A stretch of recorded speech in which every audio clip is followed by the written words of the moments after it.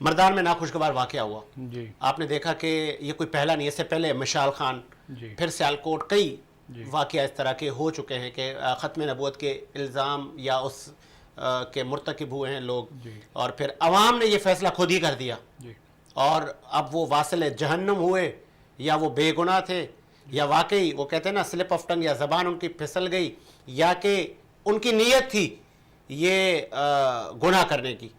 کیا کہیں گے؟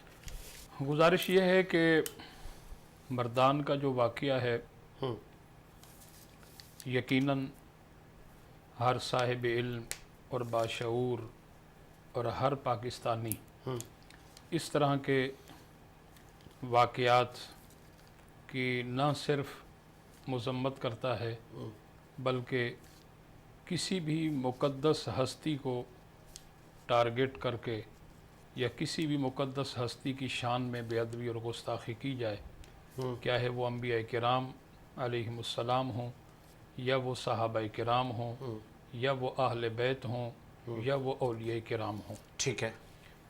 تو یقیناً مختلف تاریخوں کے اندر ہمارے اسی ملک پاکستان کے اندر مختلف صوبوں میں، مختلف شہروں میں اس طرح کے True. واقعات ہوتے رہتے ہیں جو کہ یقیناً ہر پاکستانی اور ہر مسلمان کے دل ان تمام واقعات کی وجہ سے چھلنی ہو چکے ہیں، ٹرو. اور یقیناً اب ہماری ہمت مزید نہیں ہے اس طرح کے واقعات کو سن کر یا برداشت کرنے کی. مردان کا جو واقعہ ہے ابھی آپ نے شروع میں ہی بتایا کہ اس نے کئی ڈپلومے کیے ہوئے تھے اور گریجویشن کی ہوئی تھی وغیرہ وغیرہ، پڑھا لکھا انسان. پڑھا لکھا انسان تھا. سب سے بنیادی طور پر ساجد حسین صاحب، ہم اس بات پر غور اگر کر لیں تو یقیناً اسلام ہمیں اس چیز کی اجازت نہیں دیتا کہ ہم جو ہے وہ جب تک کسی چیز کو پڑھیں نہ، اس کو سمجھیں نہ، اس کے کسی نتیجے پر نہ پہنچیں، جذبات میں آ کر ہم جو ہے وہ اس پر تبصرہ شروع کر دیں یا کوئی فیصلہ سنا دیں. یقیناً دیکھیں دین اسلام اتنا حقیر نہیں ہے کہ آپ بغیر سوچے، بغیر سمجھے، بغیر وزن کیے جو چاہیں آپ اس کے متعلق کہہ دیں. ایسا لوگوں نے یہ درست کیا. میں وہی عرض کر رہا ہوں نا، سب سے پہلی غلطی اس موصوف کی ہے جنہوں نے ایک سیاسی لیڈر کو نبیوں کی صفات کے ساتھ ملانے کی کوشش کی. استغفر. ٹھیک ہے، استغفر اللہ.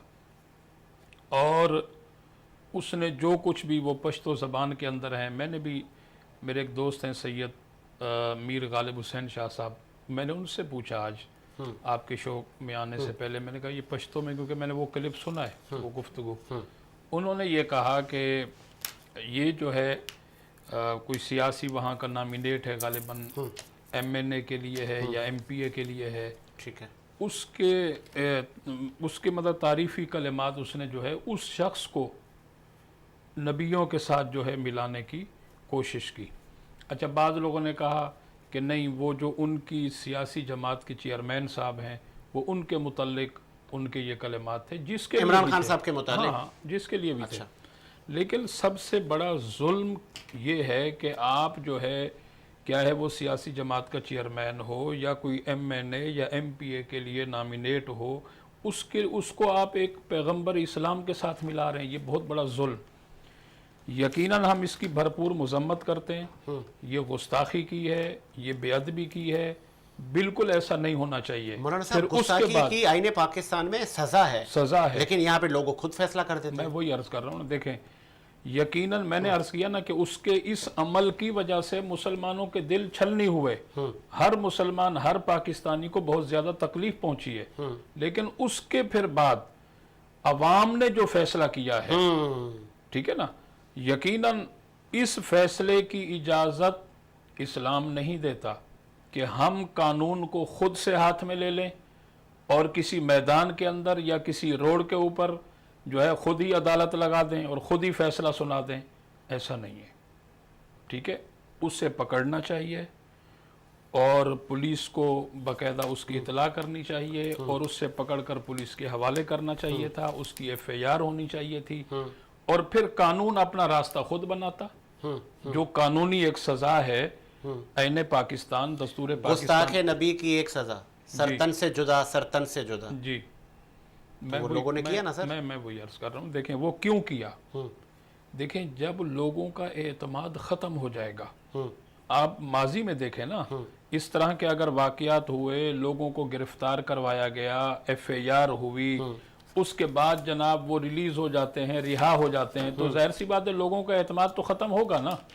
اب دیکھیں جب لوگوں کا یہ جو واقعہ ہوا، اب دیکھیں ہم کسی کی نیت پر شک نہیں کر سکتے کہ یقیناً وہ سارے کے سارے جنہوں نے اس کو جو ہے اس پر حملہ کیا، وہ اطلاعات مارنے یہ کی. ہیں کہ جی کچھ لوگوں نے انتشار پھیلایا وہاں پہ، اس طرح کی نعرے بازی ہوئی، تو پھر لوگ ان پر ٹوٹ پڑے. جی ایسا ہی ہے، بالکل صحیح.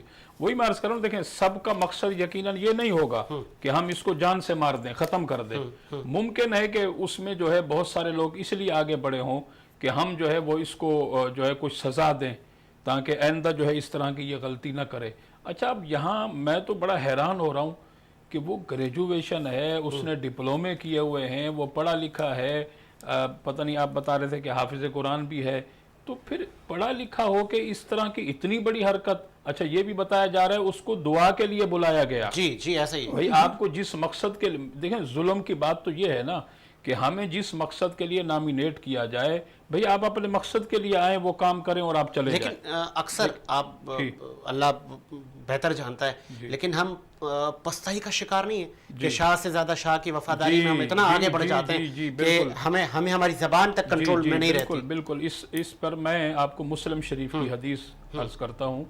حضرت سیدنا ابو ہریرہ رضی اللہ تعالیٰ عنہ اس حدیث پاک کے راوی ہیں.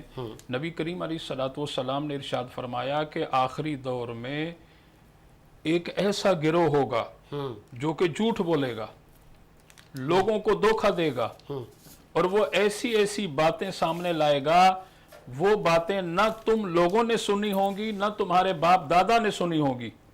ایسے لوگوں سے بچنا، ایسے لوگوں سے دور ہو جانا، وہ تمہیں کسی فتنے کے اندر مبتلا نہ کر دے. تو یقیناً اللہ کے نبی صلی اللہ علیہ وسلم کا جو فرمان ہے، آج دیکھیں کہ لوگ جو ہے وہ اتنے اندھے ہو چکے ہیں، ان کو پتہ ہی نہیں رہا. وہی آپ والی بات کہ اندھی تقلید، اتنی اندھی تقلید یہ کہاں ہے؟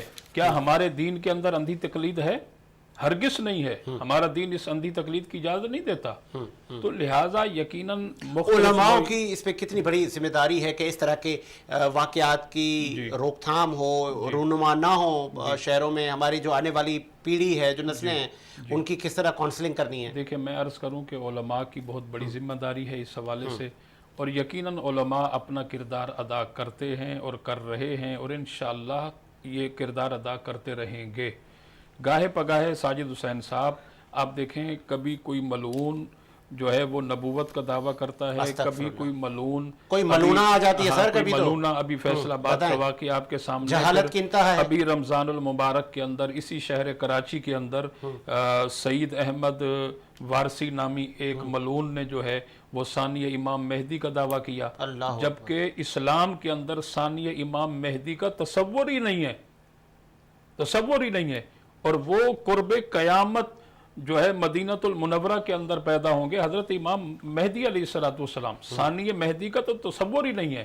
پھر وہ مکہ المکرمہ کے اندر تشریف لائیں گے، وہ حجر اسود اور مقام ابراہیم کے درمیان لوگوں کی بیعت لیں گے، اہل بیت سے ہوں گے. ان کا نام جو ہے محمد بن عبداللہ ہوگا، والدہ کا نام آمنہ ہوگا، اور ان کو اعلان کرنے کی ضرورت ہی نہیں ہوگی، اس کی ان کو حاجت ہی نہیں ہوگی، بلکہ وہ فضا کے اندر صدائیں بلند ہو رہی ہوں گی، ھذا خلیفۃ اللہ، یہ اللہ کی طرف سے خلیفہ ہیں. تو لہٰذا یہ مختلف نوعیت کے ملعون نمودار ہوتے ہیں، وہ اپنی موت آپ مر جاتے ہیں. تو اس لیے میں پھر یہی کہوں گا کہ علماء کا یہی پیغام ہے کہ ہمیں کسی قسم کا کوئی ایسا جو ہے معاملہ نہیں کرنا چاہیے کہ جس سے ہم اپنے لوگوں کو نقصان پہنچائیں.